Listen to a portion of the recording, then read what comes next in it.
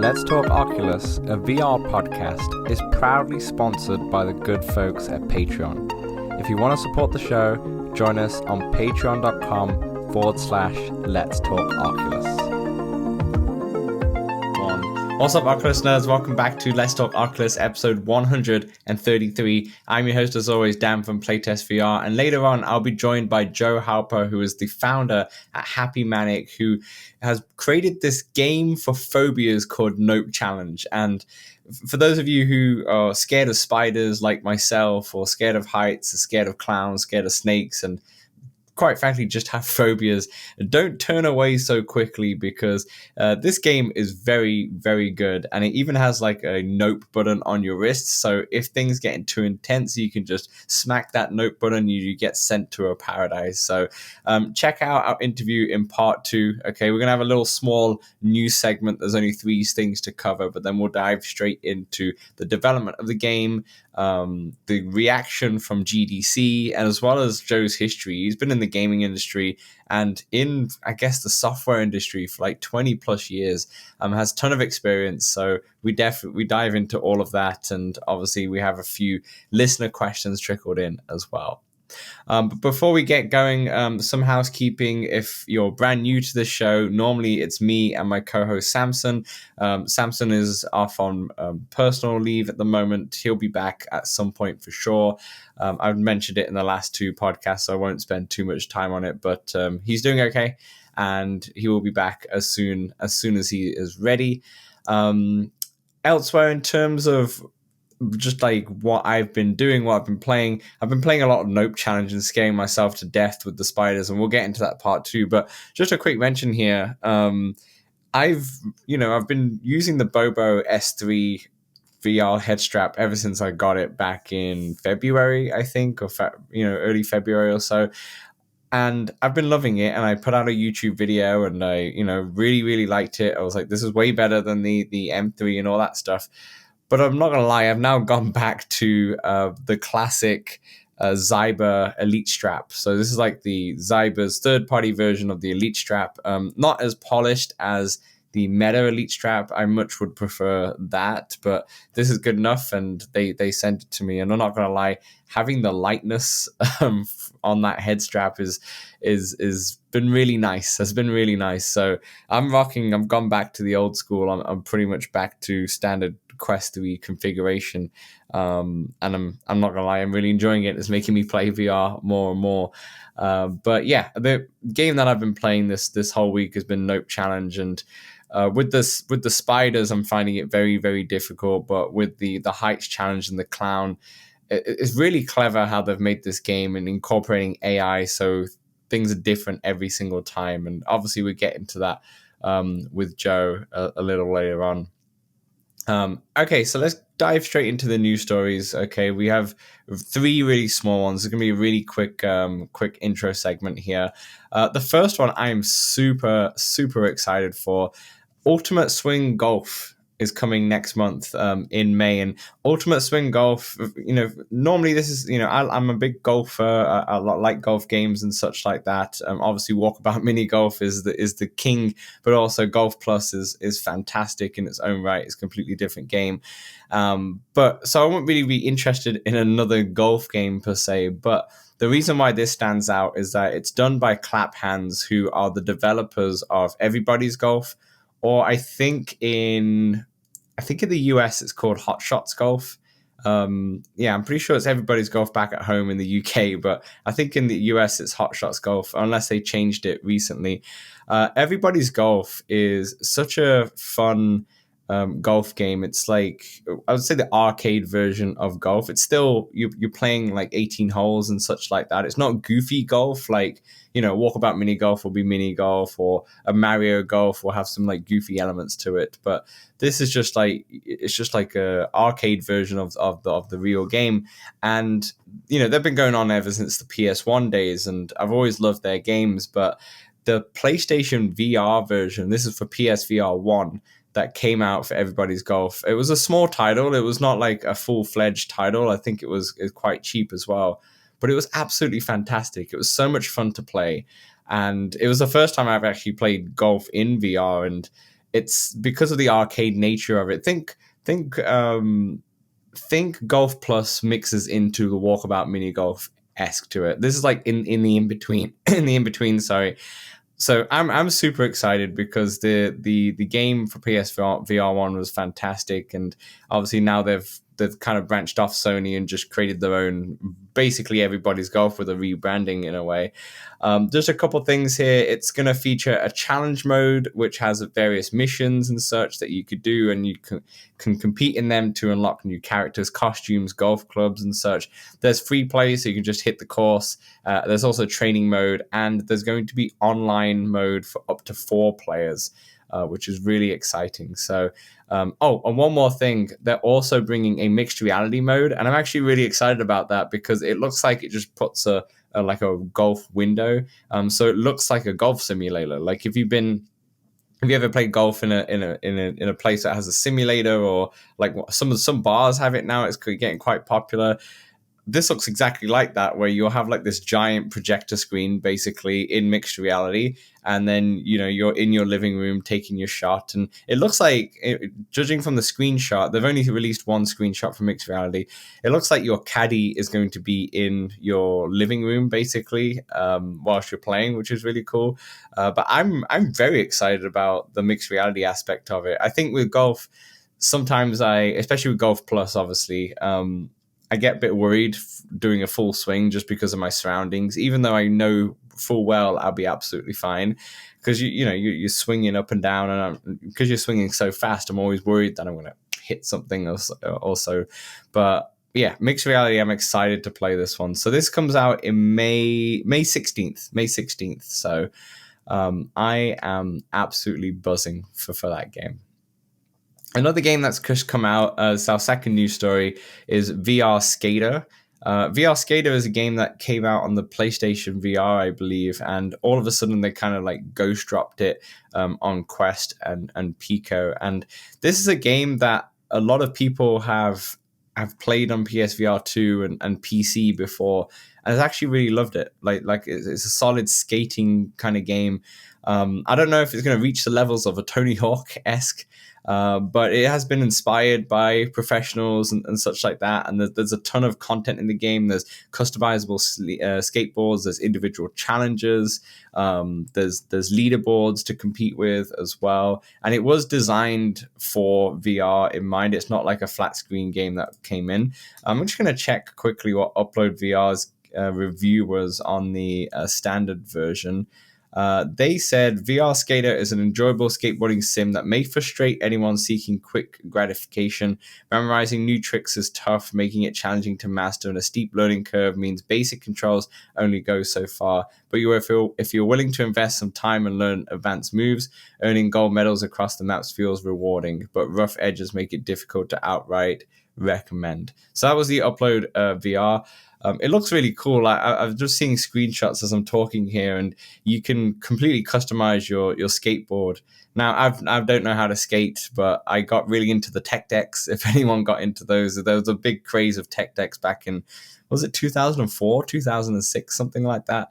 And the nice thing about the tech decks, if you don't know them, they're like finger skateboards, and I think you can still buy them now, but you can buy like different parts for your skateboard, so you can customize them really easily, and it looks like that's what you can do in VR Skater. So definitely check it out if skating's your jam, shall I say. It looks pretty cool, but that's already out. I just want to talk about that just because it was a ghost drop and no one really knew that was coming. So that's coming out. A game that I'm actually all of a sudden really interested in, Powerwash Simulator.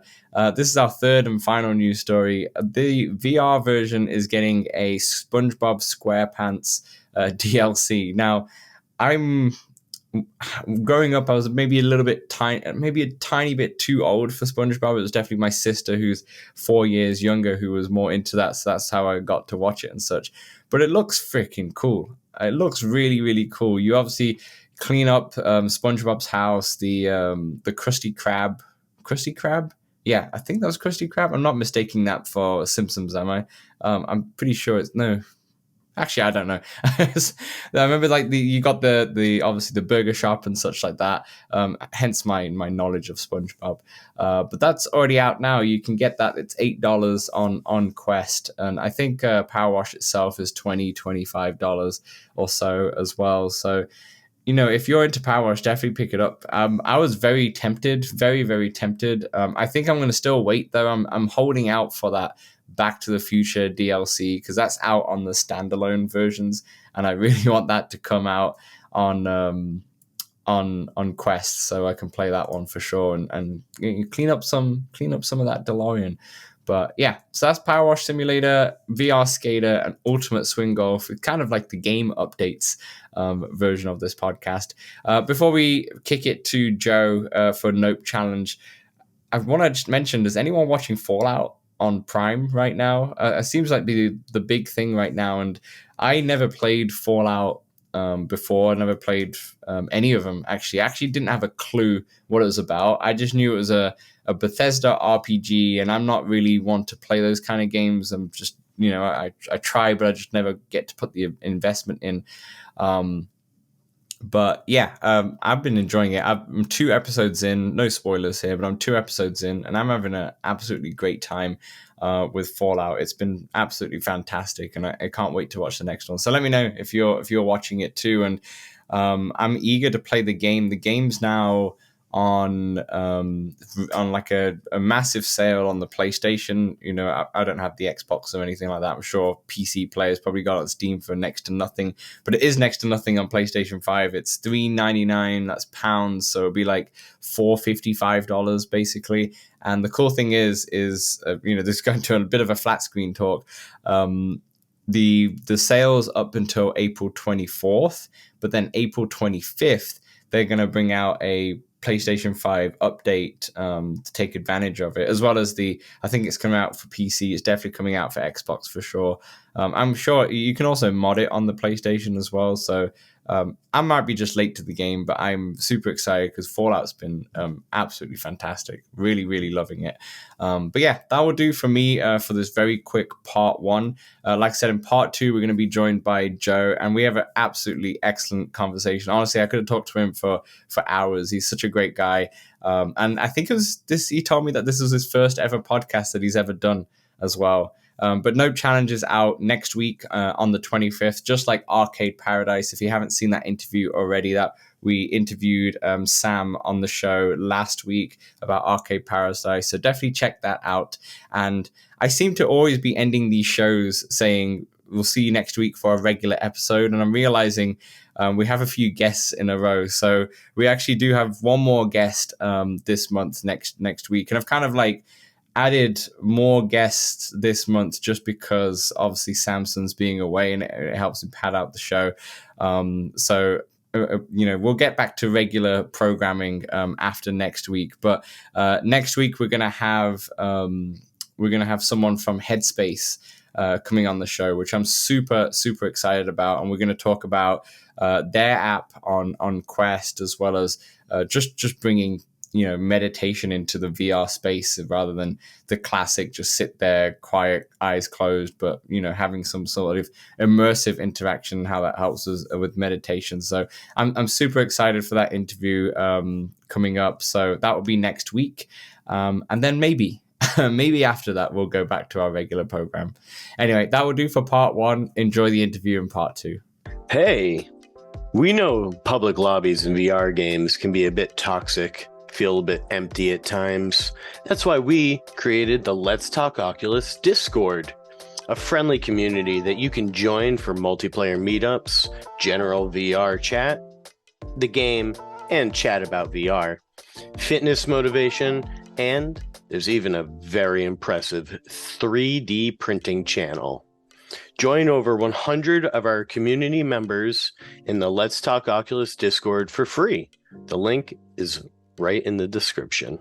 Welcome back to part 2, where I'm joined by Joe Halper, founder at Happy Manic, better known for their upcoming game Nope Challenge. Joe, thank you so much for taking time out your day. I'm sure it's like a very busy time now. We're only like about 2 weeks away from launch from when we're recording this. How are you doing? Doing okay. I'm looking forward to the non 12 to 18 hour plus days for sure.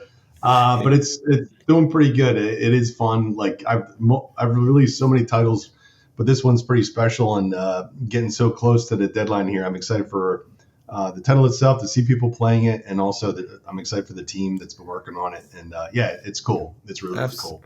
Absolutely, and obviously, we'll get into Nope Challenge, your game and such properly. But for the people who don't know, like, I mean, I have spoken about it a couple times on the last couple podcasts. But for folks who are not sure what Nope Challenge is or just missed it from the last pods, can you just give like maybe a brief description of what kind of game this is? I'll try to be brief. It's a game about confronting phobias. You think like heights, clowns, spiders, but there's a twist with the game, and the twist is that you have a note button, and this note button, if things get like too intense, too crazy, you get to hit this note button, and it'll take you immediately to a breather space. And the breather space, as it is what it sounds like, it's where you breathe, you rest, relax, recharge, and once you bring your heart rate down, you can just jump right back to the last challenge that you left. Or you just pick a completely different challenge. And besides that, we put in tools that we're trying to like let people balance this whole approach to it. So trying to make it a lot more open. So besides the note button and the breather space, there's also these intensity type categories. So you have like light and moderate and extreme. So you could choose, if you might have a fear that is a little heightened for one particular thing, you might want to go for the light. But if you want to go all in, if you really want to be, and that's where our AI gets involved. That's the extreme. And, the headliner phobias, the ones that I mentioned, like the clowns, the heights, the spiders, those are like the headliners, but there's triggers to over 40 phobias in the game, recognized phobias. So it's like a minefield of phobias, and everybody that plays it is different as far as how it'll impact them, what they'll choose, and how their fight, flight, freeze, flop, whatever you want to call it, how they'll react to this. And it's been amazing so far. What have we seen? I mean, it's crazy. It's crazy what I've seen. It's awesome. So anyway. I've been flopping a lot. As a lot of the our core Discord fans, our core podcast fans know, spiders and me do not get along. I've played games like Face Your Fears and have spiders jumped at me, and I've thrown my headset across, I'll throw my controllers across the room. It's bad, but we'll get into that definitely in more depth. But I first want to kind of just get to know you a little bit, because we did have a few listener questions, and one of our Discord members, TP, actually just wanting to know, before Note Challenge here, a bit about you and of the dev and such. So first of all, I noticed that is this your first VR title? Is that correct, or is that just the first VR title for this studio? Yeah. I say sort of, because I've done, like, people that know me say like, Joe, haven't you been doing this phobia game for years? And it's been a hobby, a little bit of a, people call it a passion project. It is the first VR title under my company, Happy Manic. The company itself, it's myself, and I have a core team of just a few people. Two guys have been with me since the beginning, Remco and Noah. They're awesome. My lead programmer and lead tech artist.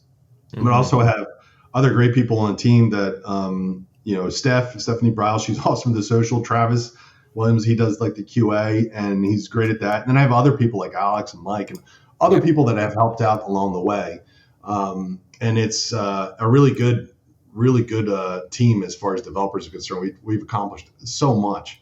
But going back to the VR stuff, I've done VR and AR stuff. I've been in games and development, game simulation training for, after it goes over 20 years, you forget how many years. It's like 25 years, I guess. Right. But I've done stuff for DARPA, like things back in around 2009 for Department of Defense for doing things for soldier awareness. We integrated like the Unreal Engine into the overlay for proprietary stuff that they had, and dabbled in also doing things with Duke University. They had a CAVE system, which is, what is CAVE? Computer Assisted Virtual Environments, which is like a 6-panel system. So that was pretty awesome too. Things we were doing there, and that was 2000. That was also like 2009, 2010. Right. But there's like a history, and Yeah. but this is the first title. But I did start. There's a little more history as far as how this game came about.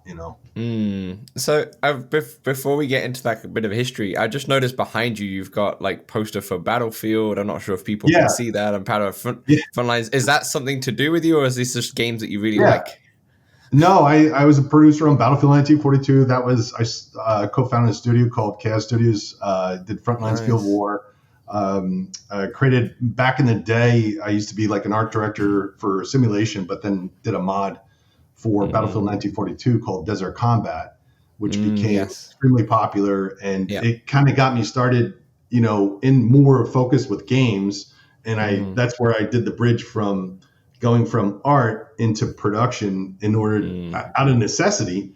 And then I was doing production for the 20 some odd years. So like when I say that this game is I'm a little more passionate about is because this is like an art piece to me. But it's also taking a lot of the things I learned along the way with creating studios, creating teams, creating games to infuse into this, and I even done a lot of different games I did a game for NASA, or I did it with a team. We got an award for that for Moonbase Alpha. I worked for some of the big dogs like Epic, Autodesk, and stuff like that. But yeah, that's my background's pretty in depth with games and simulation training and stuff. I have a long history.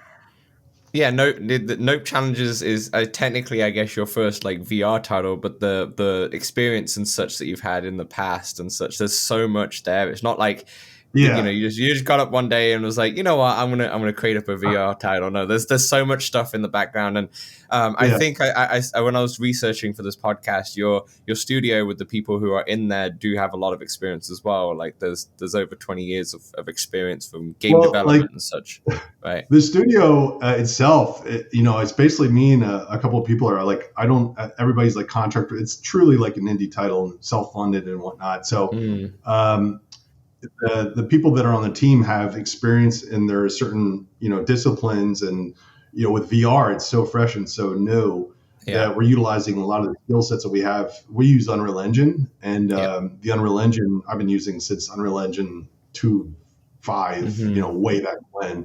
So, we're really tapping on everybody that's, got that experience to bring it in.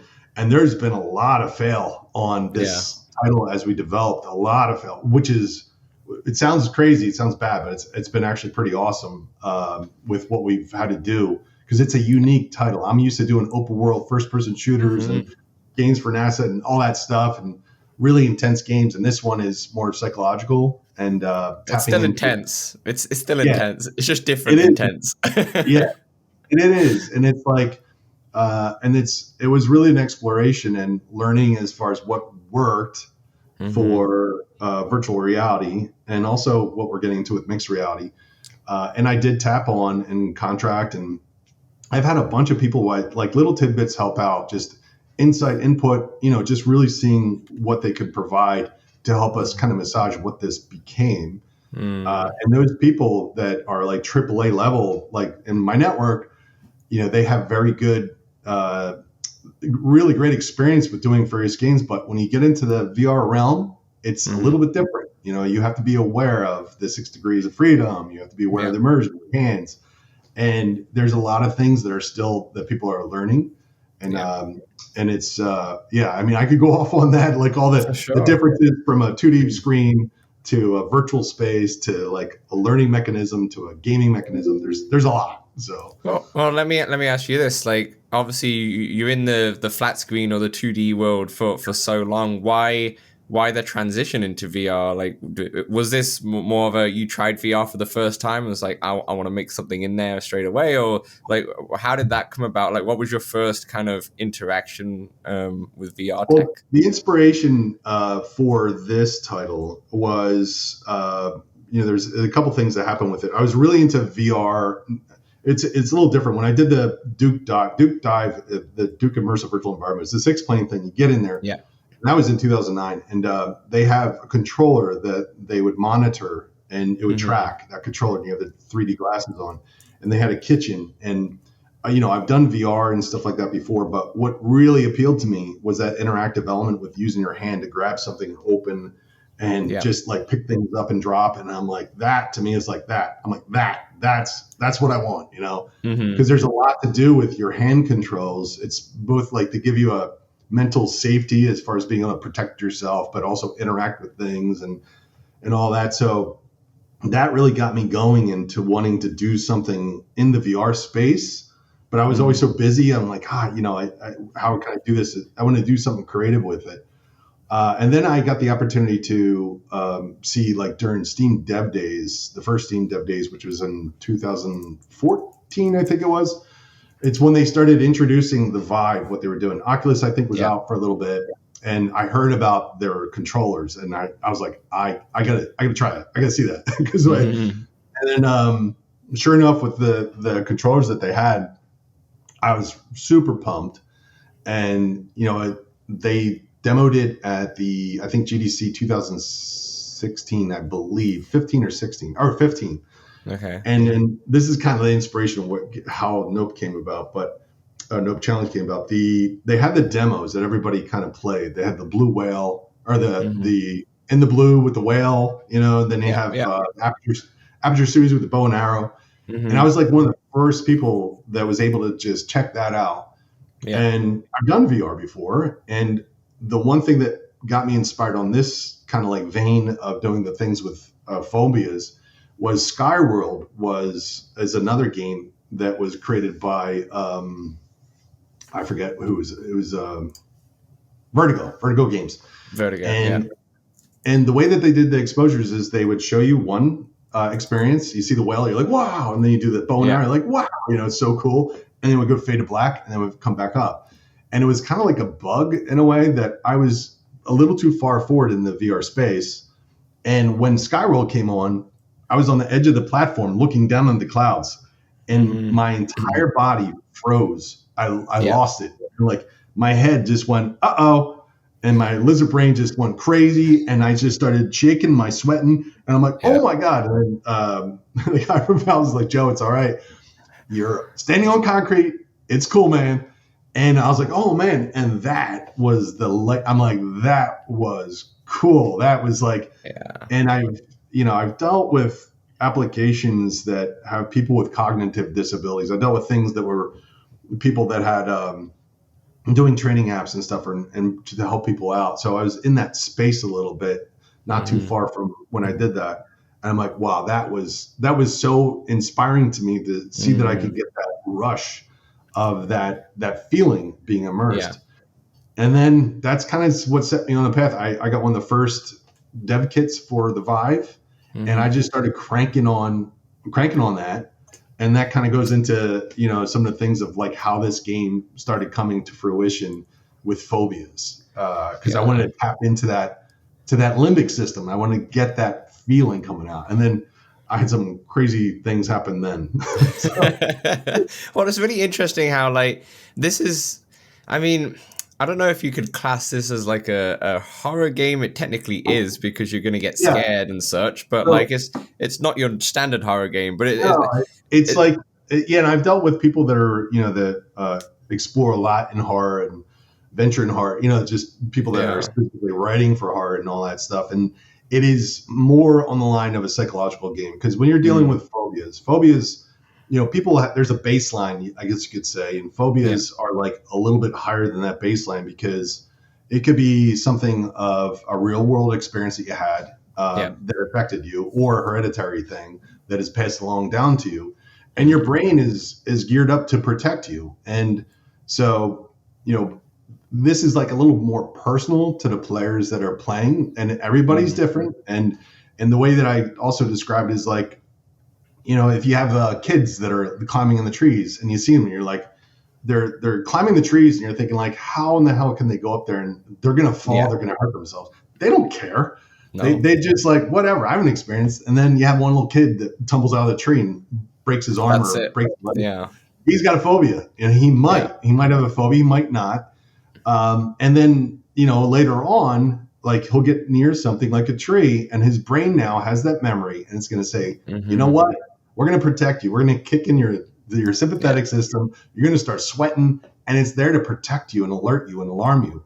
And that's when the fight, flight, freeze, all that stuff happens to keep you, to let you react to it. And the hereditary stuff it's like you can see one baby, I don't know, it's an example. One baby, you throw spiders on the head of the baby, and the baby's like, and it'll put the spider in its mouth. It doesn't care. It doesn't care. And another baby, you just showed a spider, and it'll flinch because that baby has it passed down to him. Like, hey, protect yourself, So with horror is more of like, I'm not a horror expert, but it is more of like, the jump scare, more of, like the things that are more of like maybe supernatural, maybe, supernatural. Yeah. And what I explain to people that this is a psychological game, and the things that you may fear more than others, depending upon the phobia, whatever degree it may be, that is your own horror, because it's something that your brain's telling you like, hey, this is something to, you got to protect yourself on. So this game plays with that. It's amazing how like this game is so unique to VR, because you couldn't bring this to any other kind of medium as well and get the same kind of impact, because it's VR that gives you that immersion and tricks your brain that everything you're seeing is real and you are inside this world. Yeah, I think that this drop is how big this drop should normally be. Yeah, I think that like that's the thing, like the immersion factor of VR. You get the 6 degrees around you. It's also physical. When you're in VR, it's a physical thing. So even people that I've spoke to that are really into horror, even like horror games that are VR, they're like, I can't do it. It's just too much. It's too too overpowering. And that's the one thing that I realized when I was doing the prototype back in like when I had that Vive kit. What was interesting is I created like a shotgun of phobias to people's faces. I took Unreal Engine, I created this room. I had spiders, clowns, dead bodies, needles, holes, the whole thing. I just and then I say, hey, play it. It was a hobby, and people played it. And I didn't, like as I'm developing it, I'm like, oh, this is fun, this is neat, this is that. And I put it on people's heads. They broke my equipment. They ran into walls. They're screaming gosh. It was nuts. And like what was scary about for me is there's not that many Vive kits. So the one kit, they broke my controllers, and I actually was able to get another. I have friends at Epic. I was able to get another kit and while the other one was getting fixed, and then I got to the point where, and I was doing it as a hobby really, and I would take this show at events for fun, and people would be absolutely terrified, screaming, everybody laughing at them. I had to start turning people away because they were so terrified at the fact that it was a game about phobias that mentally they're like, I even had one guy, he was tall. He was like, I'm 6'2". He was about 6'6". He was a really tall guy. And he was literally crying when he came up. He's like, is there spiders in here? I'm like, yeah. And I'm like, I'm sorry, I can't let you play this. He's like, why? And I'm like, because you're so big. I don't know what you're gonna do. So I'm like, I can't get that off your head fast enough if you start running. Yeah. And people run, people jump, and I'm like, I'm sorry. And he's like, okay. And he walked away. But that's when, and not to digress in it, but that's what caused me to come up with like, I felt empathy for everybody's laughing at everybody, right? And it was an entertaining thing to watch. It's a spectacle. Yeah. But really what's happening is these people are going through sometimes some serious trauma. Not trauma, but a level of their brain telling them like, hey, protect yourself. And they, they have these reactions. So then I started thinking about ways to counter that so they didn't have to take the headset off. So I thought like, hey, if you want, I could go into the detail of like what happened. Well, the thing is, you have the note button on your wrist and such, but honestly, so someone who's very very scared of spiders, or like, no, okay, if there's a spider on the desk right now, I could pick it up and like put it away or whatever like that. But we're talking, these movie like spiders and such. I tell you now, where my phobia for spiders all came from is when I was watching Lord of the Rings and Frodo gets tied up with that and. I was like, when I watched that film, I was probably like 8 years old, and yeah, ever since that day, it's just like I think in Sky. I don't know if you played Skyrim. I think everyone maybe have dabbled in that at some point. I couldn't get past the first like 20 minutes because the first 20 minutes is a giant spider that you have to like kill, and I'm like, I just can't do this. Yeah, there's games that are actually. I'm very sensitive about the spiders because I've had developers. They're like, "Hey, I'd like to work on your game. What is it?" I'm like, "It's a game about phobias." They're like, "Is there spiders in it?" I'm like, "Yeah." They're like, "Nope, I'm not playing that. I'm not working for you." I'm like, "Are you serious?" I'm like, "These are fake spiders that you'll be." Nah, I can't. But yeah, they're like totally. So I'm always sensitive about leading with spiders. It's easy to do that, thinking like, "Hey, it gets more reactions," but a lot of people are like, nope. Even the word spider, even the drawing of a spider really taps into people's nerves. And that's why I created the nope button. Was if it gets too much, nope out, and then chill, relax, and I wanted them to be able to like escape from that, but not take the headset off and quit the game. I want them to be able to like manage it. And so what's remarkable about the nope button is that what you will find and what we see all the time is people are saying nope to the nope. So since they have the ability to nope out, they know it's there. And people that would normally not go into a game such as this, or, one that would have horror or whatever it is, they know that it's there. They know they have an out. It's kind of like they know they have a cup of milk at a hot pepper contest. Yeah. And they're going to refuse to hit the nope or refuse the nope. Yeah. So there's at GDC, there's one guy that was going through like extreme screaming, sweating, and we're just like, there's the nope button. And he's just like, nah, not yet. And we're like, because he had nope, the nope button.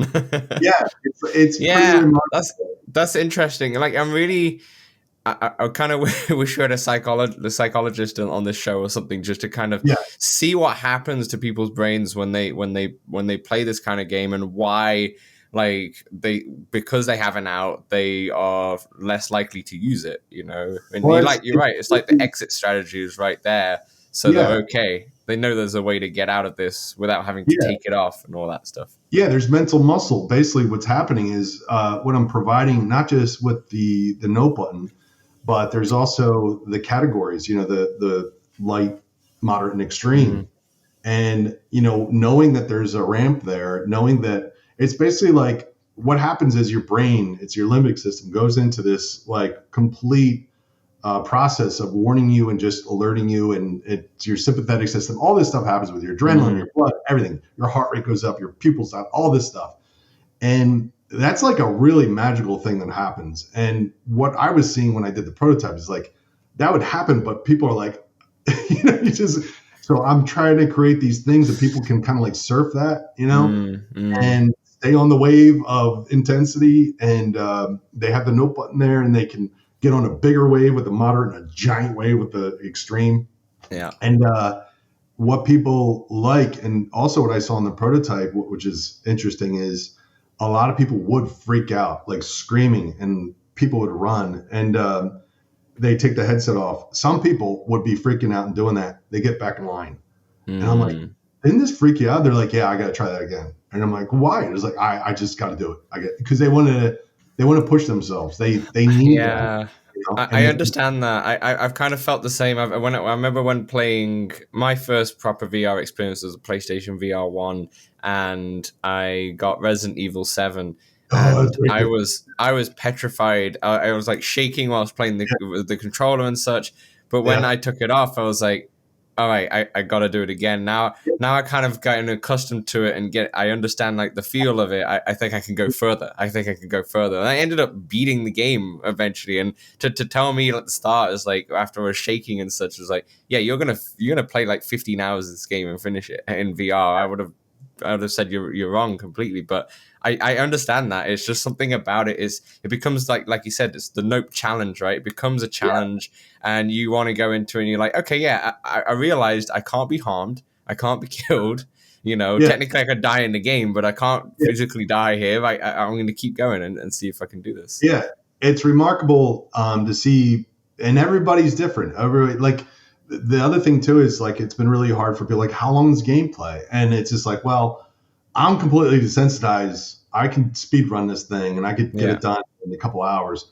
But for others, we've had like some of the levels or the challenges where if you have a legitimate fear or something, like the heights light challenge, that is a challenge that some people have taken like a long time to get there because you have to. You're on like a very, very high skyscraper. Yeah. You're like, Yeah. I measured it. I try to measure it like 2 floors above the Empire State Building, right? Yeah. And that immersion just makes people like step and they're on the sky. They just step through Yeah. it, and for us as developers, like, come on.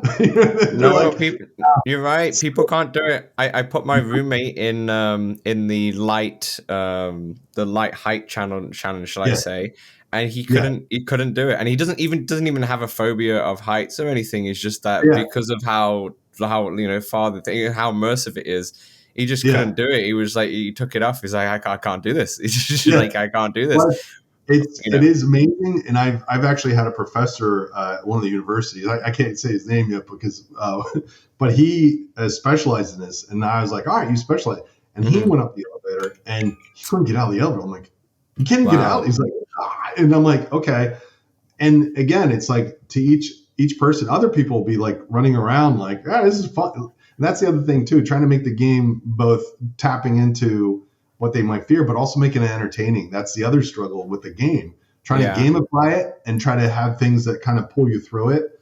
And if your friend did the light and felt that the extreme, and I do like, but I don't like talking about the extreme. Like people say that the heights can sometimes be the quickest you can get through, which is fine. There's some time-based stuff there. The extreme height challenges were the one where I had somebody really have a problem, and that was about a year ago. And that's where his reaction was like a little over the top. And basically what I did with the extreme is, there's a lot of climbing that starts happening in the moderate. And, when you're climbing, you can see the wall and you're not really looking down. So if you're afraid of the heights, you don't look down. So when we talked about it, like, okay, we needed to distract them or find a way to get them to look down. And we're like, okay, well, how about I want to try something. So we had something that distracts you in the extreme, which is extremely, the thing that distracts you is intense in itself. And people climb like squirrels in this level and they go up and up and up and up and up. And there was one guy that I asked at ECGC, East Coast Game Conference. I said like, hey, we're trying something on the extreme level. Are you afraid of anything? He's like, yeah, heights. And I'm like, oh. I'm like, well, you want to try this? Because it'll distract you. He's like, yeah. He's like, you know what? Let's do it. So he goes in, he starts, and he sees what's distracting him. He's like, oh my God. He starts climbing like crazy. He climbs so fast. People do. And then there's a point, though, where I take that threat away. And as he's shimmying across this pipe, and then when he realizes the threat's away, I then call his attention to look down. And he looked down, and I didn't know if it would work. And he just started shaking violently because the heights started kicking in. And I'm like, I'm watching. I'm like, oh my God. And then he's like, oh. I'm like, dude, you all right? I came over. He's like, no. And I'm like, what, you want to get out? He's like, yes. He's like, I gotta go. And I'm like, you gotta go? Yeah. I'm like, he's like, no, I gotta go. And he went. So I had to take the headset off, and he waddled off. And I'm like, holy crap. Yeah. So I'm like, it worked.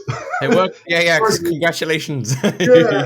I felt bad. And I'm like, but his whole system, because he didn't realize that he climbed 24 stories that quick. Yeah. And then when he was out there, he heard something. He looked down. He's like, oh, that thing. Yeah. Boom. And I'm like, wow, that really worked. And then, just all kinds of reactions like that have been phenomenal to see. People, but that one was a little over the top. That was a little, holy crap, it worked. I was about to actually say, you obviously were at GDC earlier this year, right, promoting the game. Like, what was the general reception like? Was it?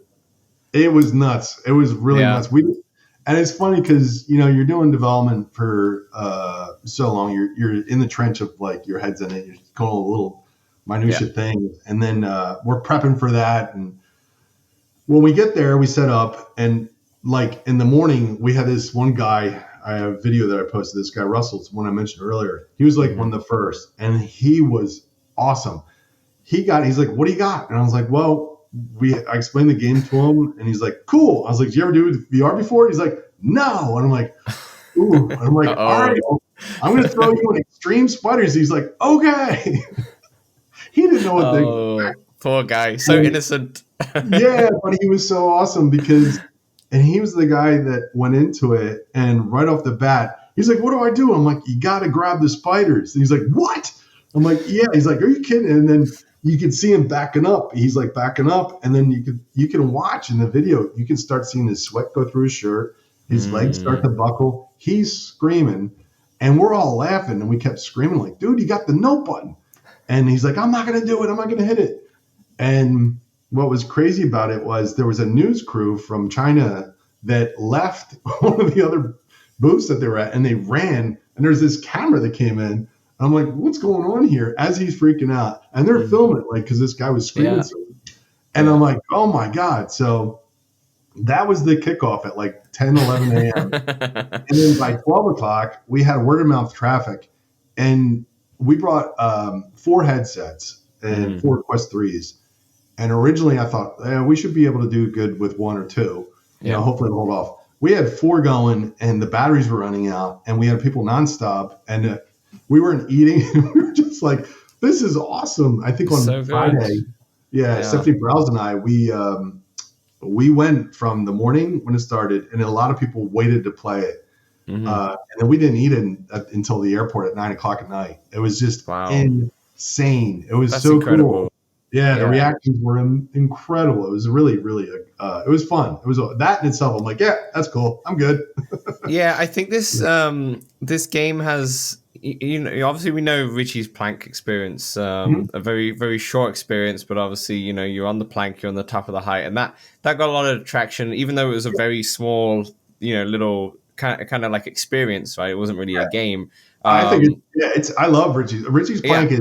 It's not even a game. Like, even they convey an experience, and I like what they do. They have like a lot of really quick get up and go in the game. So I have a lot of respect for that title, and it works really well. And you know, it's and what they do is they put you in the same situation. It's a height, it's a phobia, and people have the reactions, and it's really good to get the reaction videos and stuff like that. And it's short and sweet. And as you know, it's like the VR fatigue. Especially when your senses getting hit so hard, it can be overwhelming. So it's a nice pace. And I know people complain about it takes long. Like, well, they just hit right to the nerve, or like real quick, which is great. You know, they just hit you. But I think Nope Challenge is kind of like expands on that, and also I like the fact that obviously you have the light, moderate, and extreme, right? Different modes. But I like the fact that even if you're in, say, the light and you're struggling halfway through it, the levels aren't too long. It depends on how long you're gonna take going through them, obviously. Yeah. But you can press the Nope button and you can just chill out and kind of relax for a second. You can maybe even take the headset off if you wanted to and go, okay, let me get a glass of water, put it back on, chill out with the banana, who we'll talk about later on, and then jump back into the light mode or such. But the light, the light, moderate, and extreme. I'll just a little more detail. I think I talked a little bit. The light purposely made to be a little bit more of handholdy, scripty. You know, like handhold script, kind of like an exposure curve. Like you would get kind of in therapy. It's not meant to be therapy. Some people may use this to help themselves, but I can't say it's therapy. You know, it's not going to medically cure your phobias or anything like that. Yeah, but it potentially could. All the dials, like I say, all the dials are there. You can do those types of things. Like, it has all that functionality, but I haven't had like the white coats and the papers and all that stuff. No. Maybe something down the road. Maybe. But I've done applications like that. But the light version is basically more of a scripted event. And then as you get into moderate and extreme, it gets into where we really go heavy with our AI. And AI is like a catchy term that people use now. It's like the old school AI. Yeah. Like our spiders have lots of variables that change a lot, like their speed, their size, their tactics, like if they attack you or if they go in defense or if they hide. And then the clowns that we have, the robotic clowns, like Dioko. Dioko is inspired by Alien Isolation. So Alien Isolation used the director mode for their AI. We used what we call lurk. So you'll go into the level and it's pretty intense. Where Dioko, he's out to kill you, but he knows where you're at and he lurks and he'll see it and you'll go see him pop around the corner and he'll go over there like, where's he at? And then he's not there. He pops. You'll see some confetti, and all of a sudden, boom! He pops behind you because he's trying to hit you with the hammer, and it's like, oh my god! And what we do is we try to make it to be very dynamic, and the same to do with the spiders. The spiders in the extreme challenge is extremely dynamic in the fact that you don't know how fast they'll be, how big they'll be. You don't know which ones will have venom, which ones will jump, and where they'll jump. So. And then it's a time-based kind of challenge. So it's like the Matrix. Like you have like spider bullet time, but it's spiders flying at you and you're trying to use the needles. Sounds like my paradise. Nothing no fun.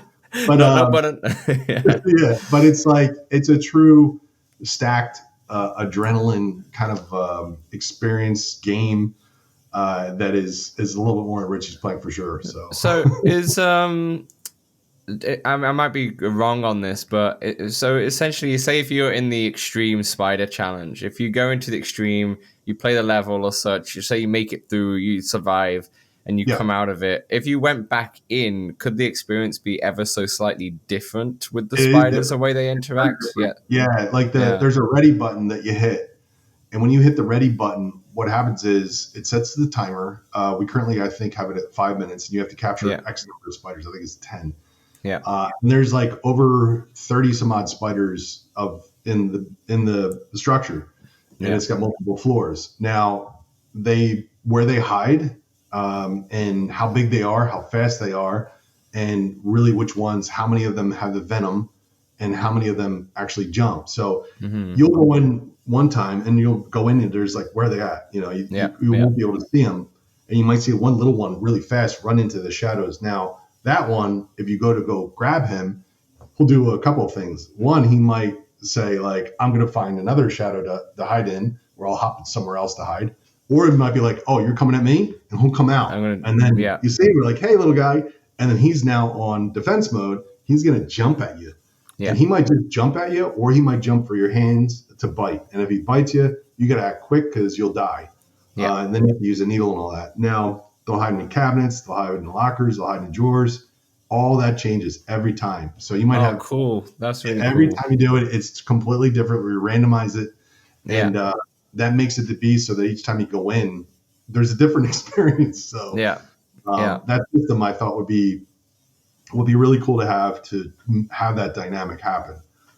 I think you know why that's so important, and the game Face Your Fears is a game that came out early in the Quest life cycle, and it's more of like this is like a story narrative kind of game, and you go to, let's say you go to the spider hut, and then you've got the spider mission, then you go to the snake pit, there's a snake mission and all that stuff, and it's very different, but in terms of phobias, it has the phobia kind of esque to it. It does.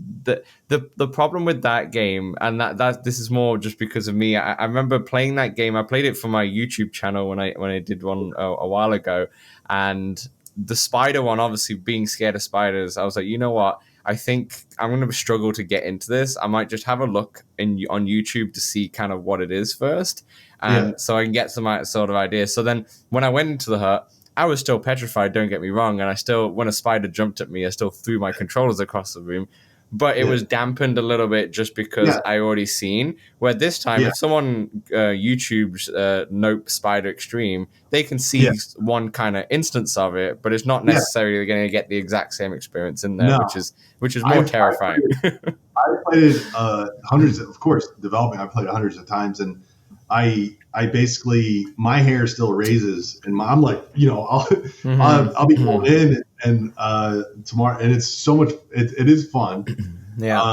Because it does give you like that stimulus when it happens, because I'll be going in, I won't see it, and they make the noises and stuff. The audio too is really important. And then I'll see one flying by, and I'm like, Jesus, and they'll fly by, and I'm trying not to get hit. I'm trying to complete it. Like when I was doing the testing, the other thing that becomes challenging is when you're testing and trying to see these win scenarios and you're trying to do it in a certain amount of time, it basically you have to go through the whole process. Yeah. And since it changes up all the time, I might have some giant fat spider that's flying at me, and I'm like, and it's different, and it just makes it more of an interesting way of trying to get to the end of it, I guess you could say.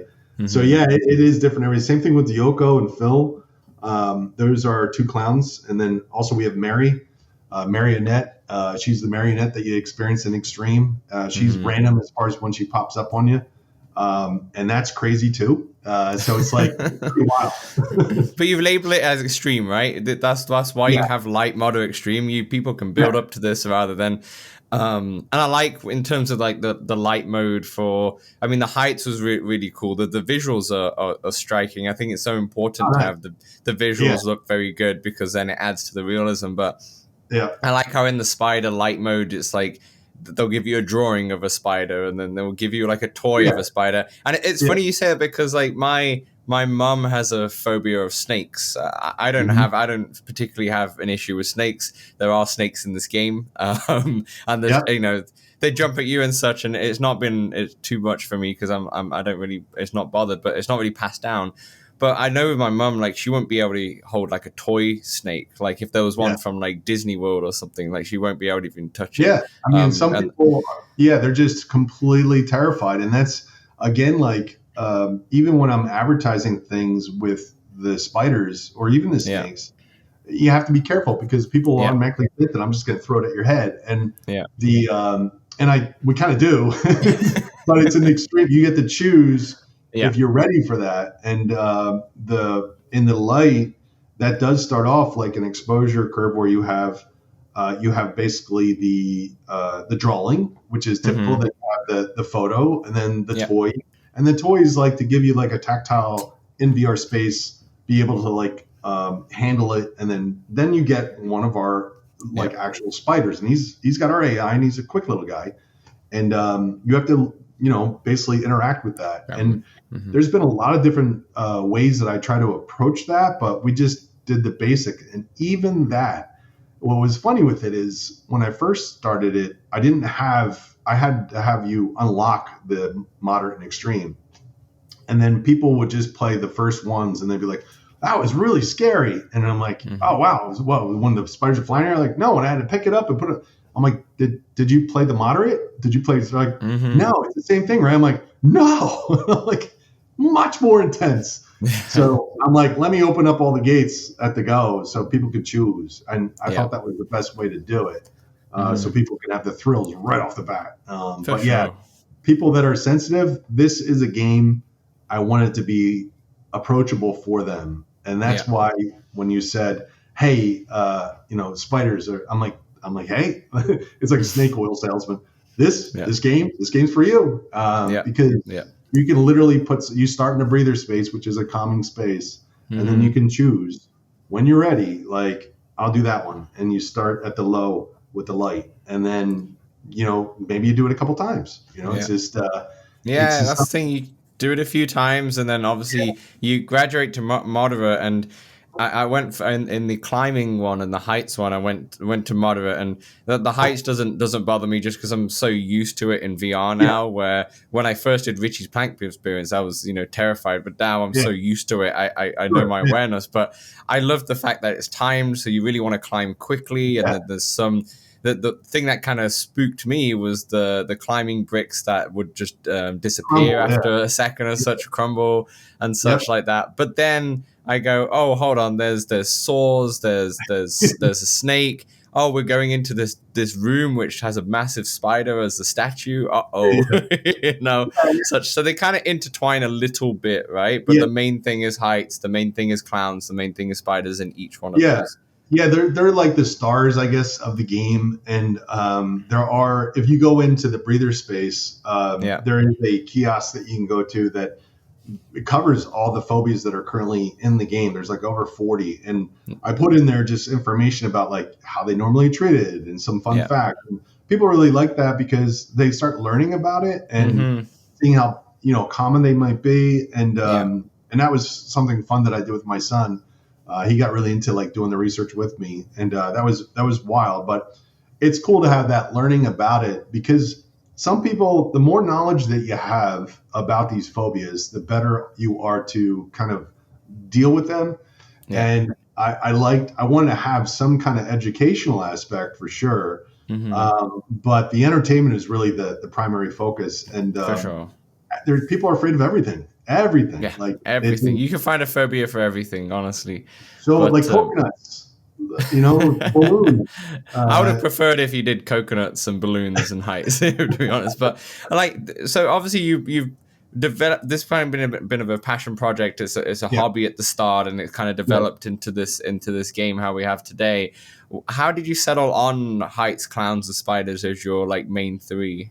Yeah, so heights was because of that Skyworld stimulus that I had with the heights. Like I didn't realize that I had some kind of like fear of heights, but that was just to me like amazing. So I'm like, all right, I got to include heights in here somehow, and I experimented with that. But then I knew that researching phobias and stuff like that, spiders was like the key thing, and I also wanted to get involved with the characters, and I started really going down the rabbit hole with how the spiders interacted and how they looked with the 8 legs. And then it became a challenge of more of like development, seeing how it could be and make them look realistic. And it was fun doing that. And then from there, in the prototype, I had like, bugs. There's cockroaches also that really, I'm a big cockroach, that stuff gets me.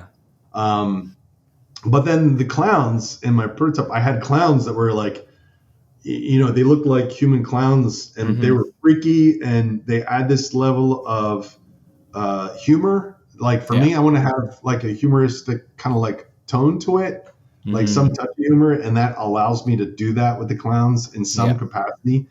But clowns also are sensationalized as far as like how scared they are by the media and all. Coulrophobia is not actually a recognized, I don't believe, like a recognized phobia. It's more one that came about. And I wanted the clowns because I thought it would be a cool challenge to have, with that. And I stacked that with the other fear that people have is technology, which is why the clowns are robots. And I didn't want to have the human element in there. We had a guy that we did like in his tidy whities with a dad bod, runs around with a face, but he's terrifying. And I'm like, that's kind of weird. And I'm like, let's put that in, but like, nah, let's do robot clowns, and that's becoming terrifying. That became terrifying to people too. So, but that's how I started it. And each one of them had a little bit of a background there, but there's others that I kind of cut out just to be focused, I guess you could say, on the gameplay, like snakes, of course, weather, thalassophobia, the ocean. There's so much I want to do with the ocean. There's so many things that this thing is also a feature creep bomb. It's so hard to keep us from going into so many directions. You could go, like you said, there's so many phobias out there. Like you could do so much, and you've got, like you said, like about 40 in there already intertwined. Like you could have gone. It's so hard to kind of just put this into like one small package rather than going off tangents and never releasing this title. It's crazy, and I wanted to get it out there, and it's fun when people play it because the headliners, people are like, well, I'm not afraid of spiders. I'm not afraid of clowns. I'm not afraid of heights. And I'm like, okay, go ahead, play. And I had one developer, he worked on, because it's something in Raleigh. He was one of the developers on Assassin's Creed. And he's watching at one of our indie get-togethers in Oak City, Indie we had. And it was sold out. It was cool. I had it there. And he's like watching. He's like, it's pretty cool. I'm not afraid of all that stuff. And then he starts playing. And he's like, all right, the spiders, I get it. Oh, he's like, He's like, and also he's like, oh my God. I'm like, what got you? And he's like, the hole. I'm like, the hole's trypophobia. Because when you get bit by a spider, you get a rash on your hand, and the rash is holes. And that just made me go like, oh my God. And he's like, that's cool. My heart just go through my chest. And I'm like, I was thinking that, to be honest, when I was playing the game, I definitely did not get to the moderate spider. I knew I was not ready. Well, that's Arnold. Yeah, we have Arnold. And it's I knew I was not ready for Arnold. Even the thumbnail of the spider level, I was like, maybe we'll build into that. Let's stick to clowns and heights for now. Yeah. But I was thinking, I was like, there could easily be a level here where they just have a bunch of holes, because I know the whole, what's it called, trypophobia, is it? Trypophobia, Yeah, trypophobia. It's in popular culture. It's one of the most popular phobias, I would say, that I've seen for a lot of people. It does affect a lot of people. It is actually not a real phobia, believe it or not. It's one that's starting to get recognized by psychologists and stuff like that for treatment. And I think trypophobia was established on the internet, like the name of it and all. Same thing with some other phobia names. Like Dioko is our clown in Extreme, and we call it Diokophobia. Dioko is just Greek for being chased. So Diokophobia isn't a real phobia. I think there was some other guy on Reddit that said Diokophobia too. Yeah. But there's all these phobias that people create based upon various terms. But the trypophobia is one that it's related to, like, things to do with pimples or honeycombs, or you see those flowers that have all the holes in them, and it's creepy. You can see things coming in and out, and your brain perceives that as, like, even like the spider has the 8 eyes. That's a little bit that alone. That's why it makes spiders the worst. They've got several phobias in them with themselves. Yeah, exactly. But the being chased one is an interesting one, because I'm not sure if I'd class it as a fear, as a phobia. Sorry, I'd say it's more of a fear. I think that's definitely in terms of my own personal fears. Being chased is one of my biggest, if not the biggest fear. And playing like Resident Evil, not in VR, it'd still be very scary because you'll have someone chasing you and such like that. But then being in the clown level, just being chased, or even if you're not like physically being chased, but they're looking for you in a way, right? That alone just this game was tough to prepare for. I'm just saying that. So the other thing is too, like that, and also because the randomized, like Alien Isolation is a terrifying game. Yeah. And I'm like, we gotta that's what we need in VR. Yeah. So Dioko, he does that, like, gonna find he does that laughing voice and all, and that, just hearing that voice, and you could see him around the corners. We actually had a bug right before, and it might become a feature where his footsteps stopped. You wouldn't hear his footsteps behind you. And I look around, there he is. It's like, oh my God. And then it freaked me out. And I'm like, it's a jump scare, but I don't know, man. That was awesome. So we put him back in, but there might be a version where we kill the footsteps. Patch that out. Yeah. Well, there's Mary too. Mary's, she's a marionette, and she's in Extreme, and she's on stage. And as soon as you get in front of her, well, now she's going to act for you. And what she does is she follows you. You don't know when she's going to pop up. You'll just hear her go, hello. And you look around and she's doing a pose, and it just freaks people. It's just so, like, it makes you just the games do it. And I'm like, wow. Yeah. Well, that it kind of blends nicely into what I wanted to talk about next, and that is the actual sound design. It's like sound design is so important for immersion, and in VR with the spatial audio, it's so important. And I remember with the moderate heights one, just as I'm climbing, all of a sudden hearing the snake, and I was like, oh, there's a snake somewhere here, and I could kind of like, it's above me somewhere, and then eventually seeing it and such. Like, how important was the sound design to this? Extremely important. And it's also, I want to there are plans to amp it up a bit. I had somebody that's recently starting to help us out on the team, Avery Wilson. He does sound, and I'm like, Avery, we can have some fun here. And one of the games I really love, and if people are into horror and stuff, like, it's Cosmodread.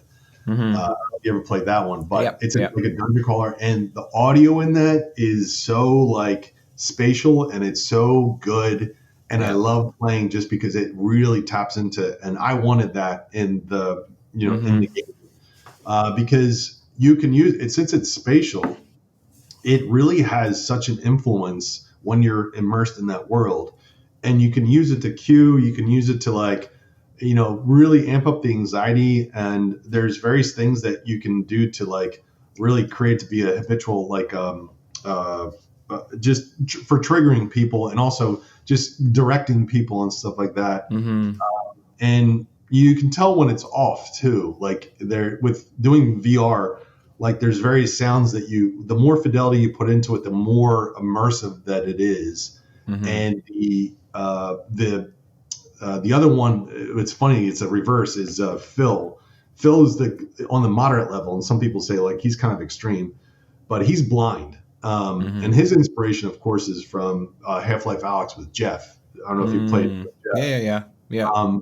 But Phil is also the lore, a little bit of the lore behind these robots is they're demilitarized robots converted into clowns. And Phil saw so much action that you have to literally pluck his eyes out because they're damaged. And there's a part shortage, so he's blind. And the reason why he's called Phil is philophobia is the fear of getting close to someone or falling in love. But in the game, you have to basically get around him while you're trying to complete these various tasks. So sound influences him. He's hypersensitive to the sound. So it's interesting. It's rewarding when you hear the sound go off far from you. Like, okay. And he's like, oh, and he's like, boom, boom, boom, boom. And he runs over to the sound that starts attacking like crazy. So the sound is, I think, there's so many layers of sound that I wouldn't have put more into it just to like tweak. But to get it out, we're just like, okay, this is good for now. Let's get more. One of my favorite games is Resident Evil 2, and they have you're constantly being followed in that game, and the thing I love about it is that you kind of want to play with headphones because you can hear like very faint footsteps if you have headphones, and you know, okay, he's far away. I think it's Mr. X in Resident Evil 2. He's far away. He's okay. But then all of a sudden you hear it louder and louder, and that's a fear in itself. Like even if nothing pops up, the sound of it can spook you. It's like even if you hear a bit of that snake hiss, you're like, oh my gosh. Even though it might be far away from you or such like that, it triggers you immediately, and it's, you know, it's visually and with the sound, it's incredible. And would you like suggest people should play this with headphones to get the full effect, or do you think the speakers are pretty good enough for? The Quest 2 and Quest 3 is actually, the audio is pretty good. You know, I think that it actually does really good as far as the spatial is concerned. Sound like through the headphones just adds like more to the quality, I would say. I usually always just use whatever the Quest 3 or Quest 2 have when we're testing, and it's based primarily on the Quest 2. We're trying to get as best as possible for that, and the Quest 3 just makes it so much better. But anything that can immerse you like that, for sure is awesome. And you're talking about like playing through, my godson was playing through it, and he's a tall guy, Daniel, and I'm watching him play it where his father was capturing it while I'm capturing him on the phones, and he's like, this is great. He's playing through the moderate of heights, and he's laughing, and all of a sudden he's like, I heard a snake.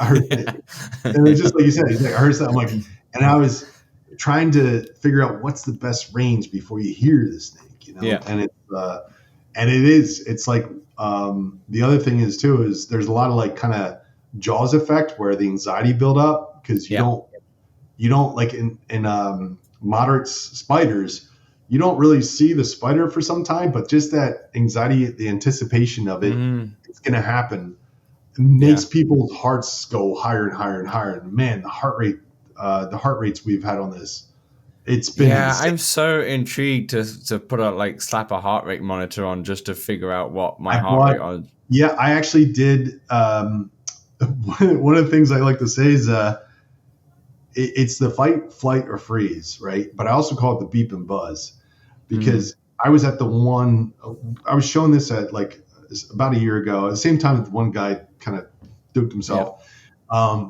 There was another woman was playing it, and you get distracted while they're playing. And I keep forgetting I need to watch. You really need to tend to people when they're playing it. And all of a sudden I hear just like bzz, bzz, beep, beep. Bzz. I'm like, what the hell is that noise? I couldn't understand what the noise is going.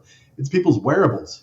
So her Fitbit her Apple Watch was going bonkers. And I looked over. No way. I'm like, no way. And I go over and I'm like, are you okay? And she's like, and she had a fairly large top, and sweat was coming through everywhere. Her skin was blotching, and I'm like, oh my god! I'm like, are you okay? Your watch? She's like, no, I'm fine. And she wanted to get through it, and then sweating like crazy. But then, so I got a Fitbit, and I said, like, let me try the Fitbit. And at another event, I asked the one guy, I'm like, he was afraid of heights. I'm like, do you mind if I put this on you to check? And he's like, yeah, sure. Yeah, I'm fine. Well, he noped out of the Heights 1 or the Heights Lite. Yeah. And I took the Fitbit information. I immediately got it. And he was freezing. He's like, he's boom. He's like, I got to nope out. I'm like, all right, let's see what this data is. So I looked, and the data, if you compare it, it was like 15, 20 minutes of him playing, if that. And you compare that to a game like Thrill the Fight. I overlaid it with a Thrill the Fight, where if you ever play that game, that's full on physical. Yeah, oh yeah. His heart rate was going and matching that, but it was going beyond that. And I'm like, oh my God, it was intense. So there's another company that I spoke to when I was at GDC. It was like last minute, and they have an API for, it's called Hype Rate, and you can actually display it on Twitch, and you can display it. So I was working with them to see what I could do because I have an Apple Watch now, just for this, so I could see what people's rates are, because because people their wearables are going off like crazy. It's funny. And when I can see that being a trend in like Twitch streamers and such, because you'd want to see what the player is feeling as well in the game. Yeah, it's literally telling like, hey, slow down. And their heart rates are just like maxing out. And for me, what it does is it tells me to go over and say like, are you okay? And, yeah, absolutely. Because I know that they're in that mode. They're in that like full on flight mode. Fight or flight. Yeah, for sure. And that kind of goes nicely into the next thing I was going to ask, is that the game feels very much like it's made for social. Like it's made for sharing for people. Yeah. Obviously, you could do it yourself, but it's putting other people, like your family, your friends who are in the household or such, through it, so you can see what their kind of reactions are and such. Like, was this kind of made for that in mind?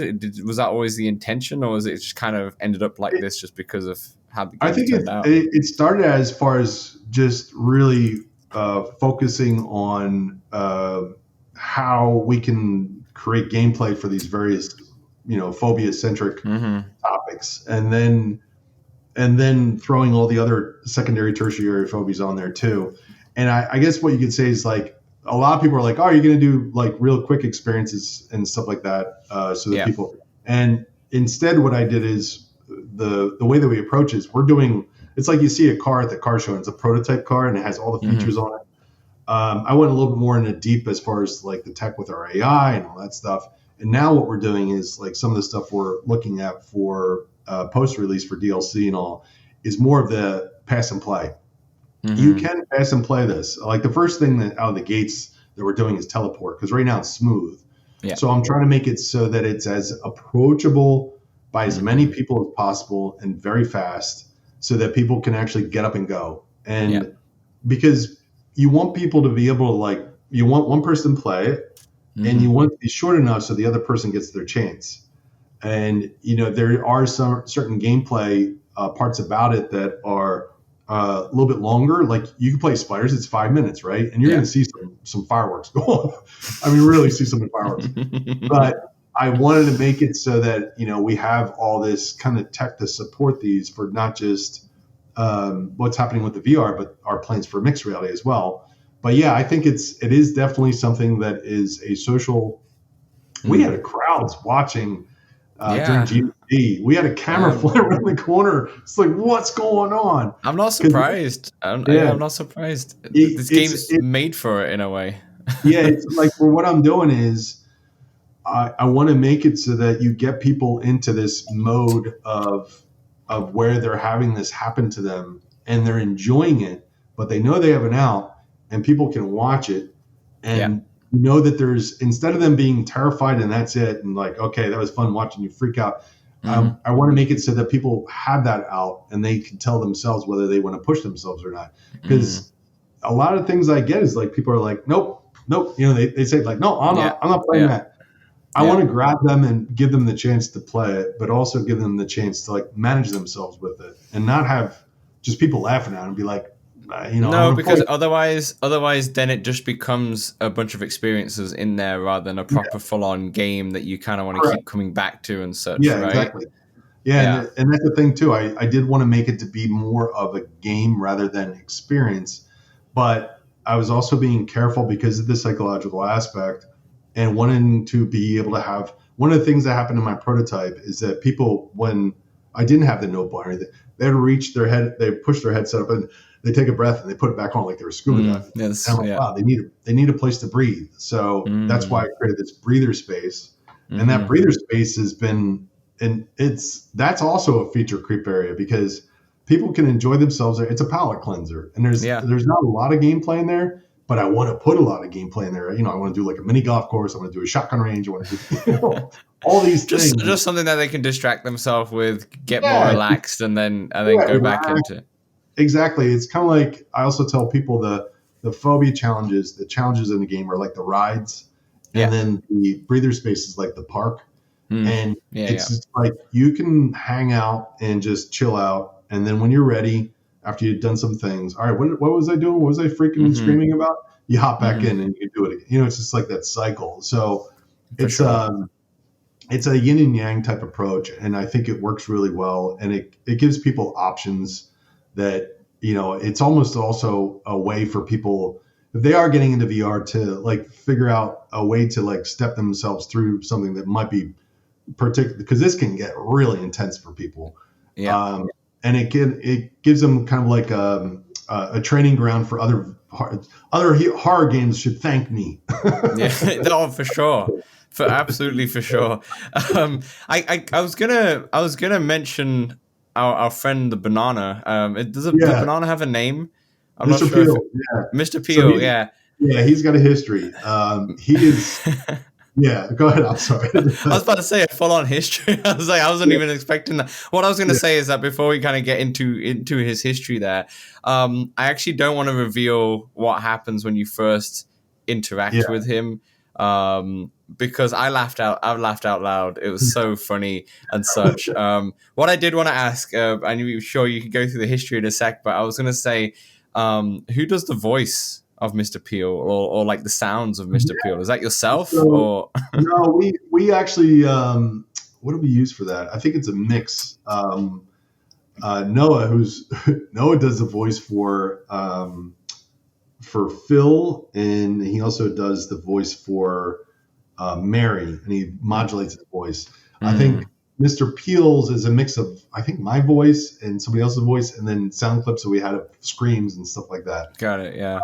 To get it in there, just to get the right screams. And we plan on, Mr. Peel's has become, he's starting to become popular, and we have all kinds of ideas for what we could do with him. And he's like, somebody just recently commented in, I think it was our TikTok or something like that. Yeah. He's like, you know what? Am I going to be alone in the breather space? And I respond like, no, you have Mr. Peels. He's like your Wilson, but he does a lot more in that space. And I was like, yeah. And he is like your little emotional support guy. And he's filled with emotion himself, as you saw. But he originally started as some of the gameplay experimentation that we're doing, people with the fear of needles because of the pandemic. And then there's needles in game. And I wanted to like kind of focus more on that a bit. And we tried some things. And one of the ideas was bananas are something that like medical professionals, when they're going through college and stuff, they would use them to train themselves on needles because the tension that they have on the skin, and then they could, the way you puncture the needle in. Right. I'm like, okay, well, what if we created an emotional banana that can get sick? And we were having this thing where the scenario, you got to find the needles and cure Mr. Peels. Yeah. He'd like, he feels all better. Well, then I came to like, then I just realized like, do I really want to have a needle trainer in the game? Like stabbing people with this cute banana constantly? I'm like, we got to cut that, So then, then I'm like, well, we got this emotional banana. What can we do with him? And I'm like, oh, perfect. He's going to be someone that is in the tutorial that helps you learn the basics, and you feel empathy for Mr. Peels. You do. And it's just, he's hilarious. So people like, and he really serves as a good way for people learning how to interact, pick things up, and the way he like responds and stuff. So it's fun. It's a fun thing. Yeah, absolutely. No, I love Mr. Peel, and I want a T-shirt with Mr. Peel on. He's great. I could see him being very popular. Oh my God, we have so many ideas with Mr. Peels now, especially for the breather space, and Just the ideas that we have come up with, and we're trying different things. So that's the thing too. Like I said, the feature creep bomb that this is, I'm trying to be careful because we're such a small team, and we've done some amazing things. But we even have a roller coaster that we created, and we have all these other features that we created that I'm like, it can get the rabbit hole. It'd be the rabbit hole of stuff. So we're going to see how people feel, and then we might open up some of these things that we created, or we'll add new things. There's a lot of flex that we can do, and the people on the team have been phenomenal as far as helping some of these visions get there. It's just it's amazing. Yeah. And you don't want to flood it with too much content straight at the gate, and also. I wrote down this kind of to kind of wrap the show, or coming towards the close here, but I think this game is so polished and so well done. Okay. I think you guys have done a great job because of the level of polish, what it looks like, how it feels when you're playing. You have so many different mechanics in here. It's in some sorts a simple game in terms of how you're interacting with it at some sorts, but then if you dive into it, you have a full-on climbing game in this, and such. There's so much going on. Yeah, but it feels simple because it feels so natural and smooth. Yeah, and I think that's the thing too. I had somebody, Don from Upload VR. He actually played that with GDC, and he's like, "What's this game about?" I'm like, "Phobia." He's like, "Phobias," right? I'm like, "Yeah." And he started getting into. He's like, "Man," he's like, "This thing."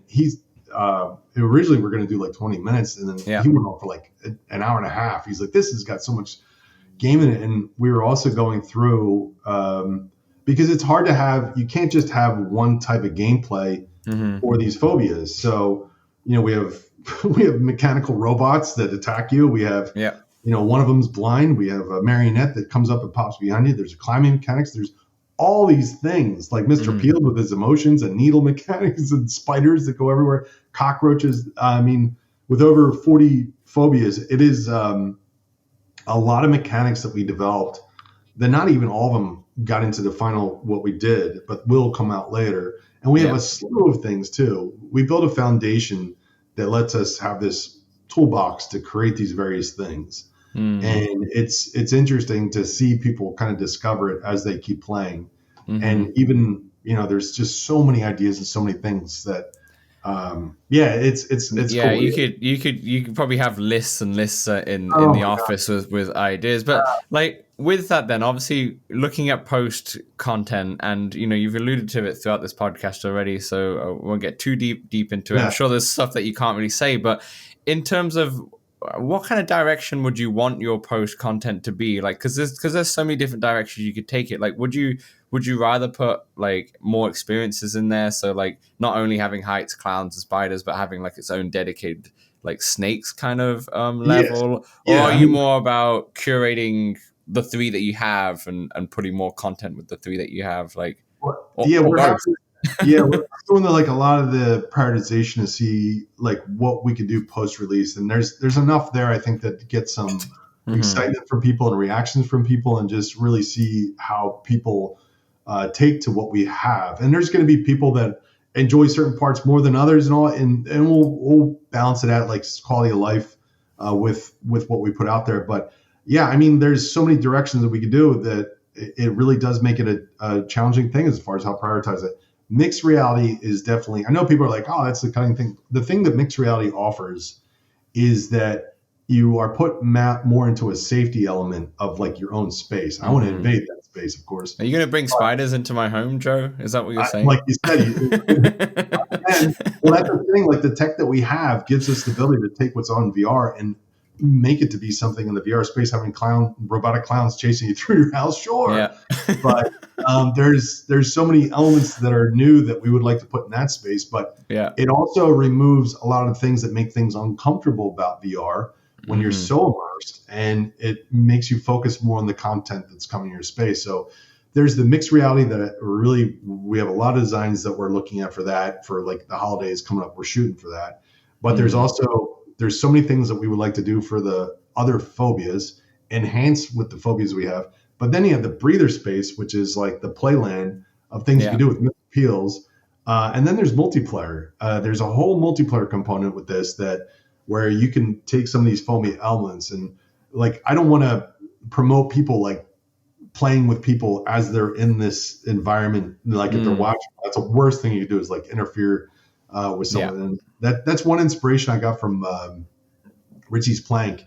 They had I agree with the panel they have with don't interfere with the person playing, because they're in this moment, they're immersed.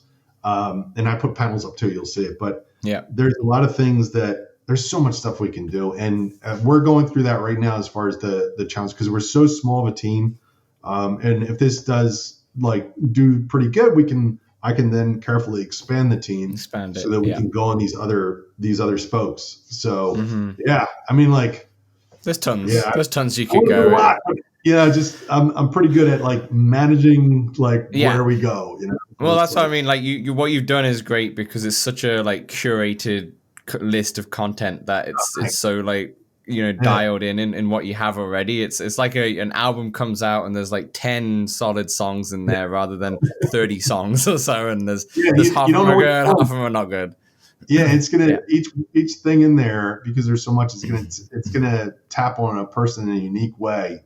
That's at GDC. I love seeing people, like the reactions, of course, but also when they start talking about it, like there's always something in there that's different for everyone. And to have something like this, to be able to touch people like that, it's amazing. It's totally amazing. So I'm excited about it. So a couple quick things I just wanted to mention. The breather spaces, there's a bunch of them in there. There's not just one, right? I noticed that once you finish a specific level, right, there's different ones.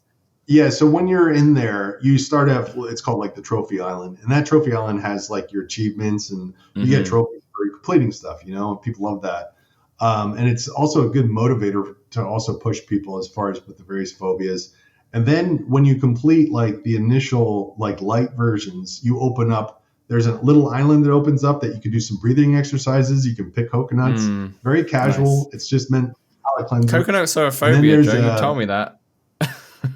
Coconuts are a phobia, right? Actually well, coconuts are they actually kill people because it's rare, but coconuts, when they fall from a tree and the weight that they are, that's what causes and people. They can really hit you in the head, and you're like, woof, which was fascinating to me. But then we have there's like a koi island. Well, it's like you can feed the koi, you can throw Mr. Peels in there too, and then we also have the Zen garden where you can draw in the sand. You can just do various things and just relax. And that, we wanted to go to town on some other things, but really that's where you can relax, reflect, and just bring your heart rate down. And when you're ready, get back in.